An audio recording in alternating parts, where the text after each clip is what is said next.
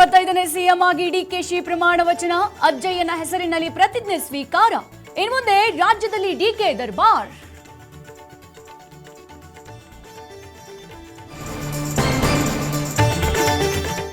ವಿದ್ಯಾರ್ಥಿಗಳಿಗೆ ಉಚಿತ bus pass, ನಿರುದ್ಯೋಗಿಗಳಿಗೆ ಗುಡ್ ನ್ಯೂಸ್. ಸಿಎಂ ಡಿಕೆಶಿಯಿಂದ 6 ಬಂಪರ್ ಗಿಫ್ಟ್.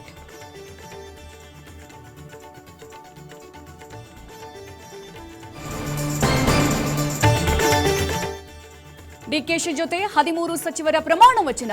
2ನೇ ಬಾರಿಗೆ ಡಿಸಿಎಂ ಆದ ಪರಮೇಶ್ವರ್. ಬಂಡೆ ಕ್ಯಾಬಿನೆಟ್ ಸೇರಿದ ಯತೀಂದ್ರ.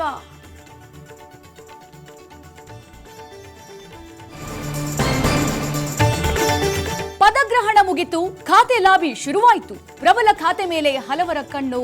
2ನೇ ಪಟ್ಟಿಯತ್ತ ಸಚಿವರ ಚಿತ್ತ.